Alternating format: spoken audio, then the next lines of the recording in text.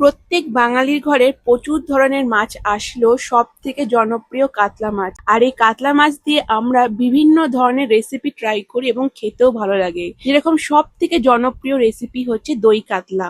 তবে এই দই কাতলায় দই দেওয়ার ওপর কিন্তু এর স্বাদটা ভীষণভাবে নির্ভর করছে। দই দেওয়ার মাধ্যমে কিন্তু এই মাছের স্বাদ দ্বিগুণ হয়ে যায়। কখন দই দেবেন এবং কি কি মশলা কখন কি ব্যবহার করবেন, আজকে সেই রেসিপি নিয়েই চলে আসলাম।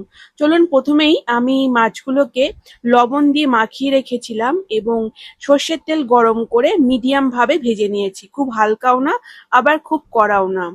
এরপর প্রথম ব্যাচের মাছগুলো ভাজা হয়ে গেলে সেকেন্ড ব্যাচের মাছগুলো ভেজে নিয়েছি। আর আমি এখানে একটা মাথাও ইউজ করেছি, কারণ আমার মাছের থেকে কাতলা মাছের মাথা খেতে বেশি পছন্দ, তো আমি একটা মাথা ইউজ করেছি জাস্ট আমারই জন্য।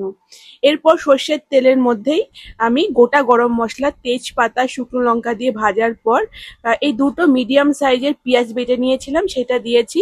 আর এরপর যে মশলাটা ব্যবহার করেছি সেটা হচ্ছে আদা, রসুন এবং কাঁচা লঙ্কা বাটা।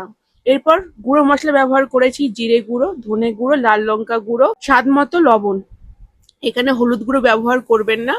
এরপর দেখুন, মশলাটা একটু কষিয়ে নেওয়ার পর এখানে আমি ব্যবহার করেছি 2 চামচ মতো টক দই আর 4-5টা কাজু বাদাম ভালো করে মিহি করে বেটে নিয়েছি। মিক্সারে বেটেছি, তো ভালো করে বেটে নিতে হবে এবং দেওয়ার পর একদম তেল ছাড়া অবধি কষাতে হবে। কষানোর পর সমস্ত কাঁচা গন্ধ যখন চলে যাবে এবং তেলটাও ছেড়ে দেবে, সেই পর্যায়ে আপনারা জল ব্যবহার করবেন যে পরিমাণ ঝোল খেতে চান। তো আমাদের বাড়িতে একটু ঝোল ঝোল পছন্দ করে সবাই। আর যেহেতু মাছের মাথা দিচ্ছি, একটু ঝোল তো দিতেই হবে যাতে সিদ্ধ হতে পারে।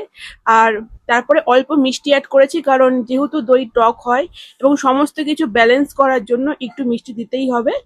এরপর মাছ দেওয়ার পর আবার একটু জল দিয়ে দিলাম, কারণ ঝোলটা আমাদের ম্যান্ডেটরি, ঝোল করতেই হবে, কারণ ঝোল ছাড়া কেউ খেতে পারবে না। আমার একটু কষা কষা করার ইচ্ছা ছিল, তো আমি দেখলাম সবাই খাবে, একটু ঝোল দিলাম এবং ঝোলের মধ্যে দেখো মাছটা সিদ্ধ হওয়ার পর বেশ বড় বড় হয়ে গেছে।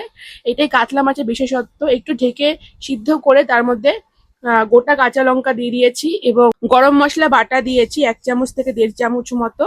দেওয়ার পর একটু ফুটিয়ে নিয়ে লাস্টে অবশ্যই ঘি অ্যাড করবেন এবং এর ফলে কিন্তু স্বাদটা আরো সুস্বাদু হয়ে উঠবে এবং গন্ধটাও আরো সুন্দর হয়ে যাবে। দেখতে পাচ্ছ মাছগুলো বেশ বড় বড় হয়ে গেছে ঝোলে ফোটার পর। আর একদম রেডি আমার দই কাতলা। খুবই ইজি, কিন্তু দইটা একটু মশলা কষানোর সময় দেওয়ার চেষ্টা করবেন, আগেও না পরেও না, তাহলে বেশ সুস্বাদু হয়। তো আশা করছি তোমাদের রেসিপিটা ভালো লেগেছে। তোমরা একটু শেয়ার করো কেমন লাগলো কমেন্টের মাধ্যমে। তোমরাও দই কাতলাতে দই কখন ব্যবহার করো অবশ্যই কমেন্টে জানাবে। আমি কিন্তু এইভাবে ব্যবহার করে থাকি এবং খুবই সুস্বাদু হয়।